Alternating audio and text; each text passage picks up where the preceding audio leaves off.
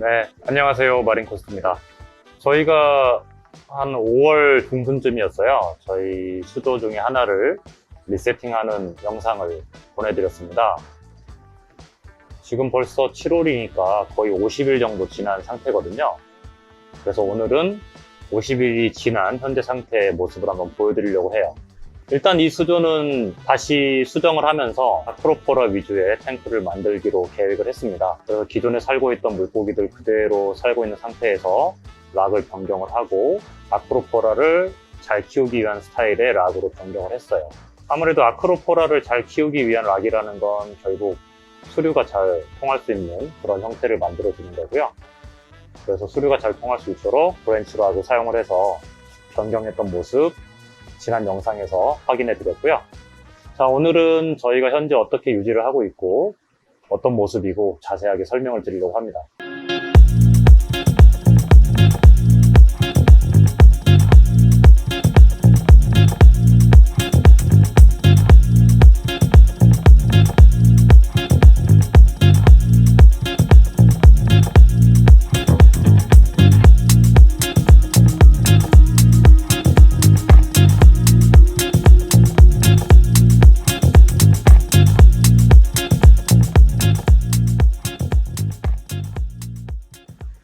자, 일단 저희는 이런 식으로 하루 단위로 물을 측정하고 있어요. 하루 단위로 측정해서 그에 대한 도징을 하루 단위로 측정을 실시를 하고 있고요. 사실 저수조에는 아무런 자동화된 장비를 사용하고 있지는 않습니다. 칼슘 리액터도 안 쓰고 있고 도징 펌프도 안 쓰고 있어요. 사실 많은 분들이 아크로를 키우려면 칼슘 리액터가 꼭 있어야 되는 거 아닌가, 도징 펌프가 꼭 있어야 되는 거 아닌가 이런 말씀 하시는데 제 생각은 그러진 않습니다. 관리의 방법일 뿐이지 어떤 장치들이 내가 하는 일을 좀 더 편하게 해줄 수 있는 거지 그게 없으면 못하는 그런 건 아니고요. 일단 오늘 저희가 측정한 결과를 기준으로 한번 말씀을 드릴게요. 저수조는 염도는 지금 1.023 SG고요. 경도는 7 DKH, 칼슘은 420, 마그네슘은 1350, 질산염 10 ppm, 인산염 0.1 ppm입니다. 좀 높죠? 네. 일단 크게 저희는 이거 외에 다른 인자들을 측정하고 있지는 않아요. 그러니까 예를 들면 포타슘을 측정한다든지 트론튬 이런 마이너한 엘리먼트들은 측정하고 있지 않습니다. 그냥 이렇게 가장 기본이 되는 염도 외에 경도, 칼슘, 마그네슘, 질산염, 인산염까지 이거 5개까지만 딱 측정하고 있고요. 대신에 매일매일 측정을 합니다. 매일매일 측정을 하고 있기 때문에 하루 이상 이렇게 크게 벌어지진 않아요. 계속 이 정도 수치를 유지를 하고 있는 상태입니다. 저희 수조의 펌프의 상태들을 보여드리고 있어요. 가장 중요한 거는 일단 온도 유지이기 때문에 온도 유지는 냉각기를 사용을 하고 있습니다. 그리고 그 외에 특별한 장비는 진짜 일도 없어요. 그냥 일반적인 양말 필터, 그리고 스키머, 여과제 이게 답니다. 그리고 수류 모터에 대해서는 이따 다시 설명을 드리겠지만 칼슘 리액터라든지 도징 펌프 같은 거는 사용하고 있지 않고요. 물론 이거를 안 써도 된다는 말씀을 드리는 건 아니에요. 그런 장비들도 하나의 방법론이기 때문에 이거를 매일매일 데일리하게 공급을 해주시는 것도 방법이고 그거를 칼슘 리액터나 도징 펌프를 사용해서 자동화하시는 것도 방법이에요. 이거는 자기의 스타일에 맞게 유지하시면 되는 부분입니다. 그런데 이렇게 생각하시는 분들도 계시더라고요. 아크로 하려면 칼슘 리액터 없으면 안 되지 않나요? 아크로 하려면 도징 펌프 먼저 달아야 되지 않나요? 그렇진 않아요. 왜냐면 장비는 가지고 있는 것보다 잘 쓰시는 게 더 중요한 부분이라서 아무리 좋은 장비가 있어도 활용 못 하시면 아무 의미 없거든요. 그런 경우도 많이 보기도 하고 좋은 장비 구비해서 가지고 계시는데 제대로 활용을 못해서 오히려 장비 때문에 문제가 생기는 이런 경우들도 사실 심심치 않게 있습니다. 그렇기 때문에 저희는 처음 하실 때는 기본적인 수동 공급을 기준으로 하시고 차차 하나씩 자동화 하시는 거를 추천을 드리고 있어요. 자, 하지만 수류 모터는 잘 생각해 보실 문제입니다. 수류 모터는 기본적으로 유동량이기 때문에 아크로포라를 잘 키우시고 싶다라면 다양한 수류를 공급하실수록 좋습니다. 물론 그 수류가 산호에게 직접 때릴 만큼 혹은 산호가 벗겨질 만큼 너무 세면 안 되겠죠. 그래서 사실 수류 모터가 늘어나게 돼 있어요. 아크로가 많아지면. 그래서 결국에는 기본이 되는 메인 수류 외에 사각을 좀 보완해 줄 수 있는 작은 수류 모터들이 필요하게 될 겁니다. 참고로 지금 보여드리는 이 수조에서는 총 6개의 수류 모터를 사용을 하고 있어요. 좀 큰 거에서부터 중간 거, 그리고 국소적으로 쏴줄 수 있는 작은 것까지 이렇게 6개를 사용을 하고 있고요.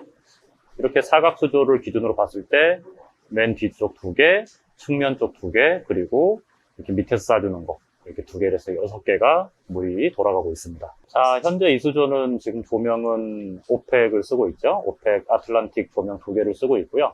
그리고 약간 좀 뎁스가 있기 때문에 양쪽으로 오펙에 보조등이 달려 있습니다. 파 값은 전체적으로 300에서 한 450 사이라고 보시면 될 것 같아요.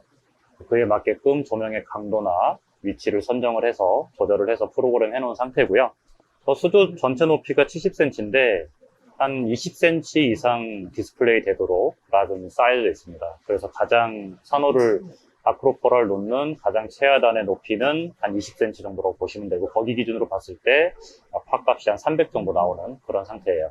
저희가 다양한 저수조에 있는 아크로포라들의 사진과 영상을 보여드리고 있는데, 항상 많이 말씀드리는 부분이긴 한데, 특히나 아크로포라 같은 경우는 오래 축양된 개체를 사시는 게 좋아요.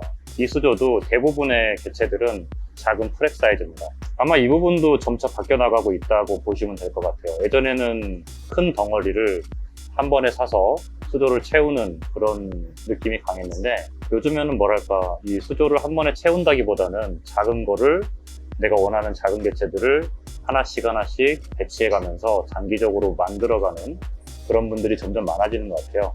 그 첫 번째 이유는 일단 바다에서 온 지 얼마 안 된 개체들이 가지고 올 수 있는 히치하이커가 가장 큰 문제일 것 같고요. 수조에 들어왔을 때 생기는 발색의 변화, 그리고 건강한 상태에서 보여주는 특유의 발색들을 더 즐기시는 분들이 많아지시는 것 같아요. 그래서 저희도 이 수조는 대부분의 거의 한 90%의 개체들은 다 작은 프렉의 사이즈입니다. 그리고 몇몇 좀 큰 사이즈들은 좀 지켜보고 있는 상태고요. 아크로포라를 키우는 가장 큰 재미 중에 하나가 사실 그거를 보시는 거예요. 내 수조에서 생기는 발색의 변화, 이 개체가 보여주지 않았던 새로운 발색을 느껴보시는 이런 것들이 아크로포라를 하는 것에 대한 가장 큰 재미이기도 하기 때문에 저희뿐만 아니라 많은 분들이 저희와 같은 방식으로 수조를 운영하시는 것 같습니다. 그래서 제가 봤을 때는 핵심은 그거 같아요. 결국엔 돈이 들어가야 되는 부분들은 분명히 있습니다. 조명에 대한 부분이 있고, 냉각기에 대한 부분이 있고, 그리고 수료에 대한 부분도 있죠. 이런 부분에 대해서는 돈을 사실 투자를 하지 않고 하기는 힘들어요. 하지만 그 외의 부분들은, 그 필수 장비를 제외하고 나머지 장비들은 아크로포라를 하는 데 있어서 꼭 필요하다, 이렇게 얘기할 수는 없어요. 그거는 하시는 분들마다 스타일이 다 달라서 그렇게 하지 않고도 할 수 있는 방법은 굉장히 많습니다. 중요한 건 매일매일 측정을 하시는 거, 자주자주 측정을 하시는 거, 그리고 그 측정 결과를 바탕으로 운영하시는 거, 그리고 자동화해야 될 필수적인 부분들은 꼭 자동화하시는 거. 그러면은 사실 거의 한 80% 이상은 해결이 될 겁니다. 그리고 그 다음은 좋은 개체, 건강한 개체를 사서 키우시는 게 남았겠죠.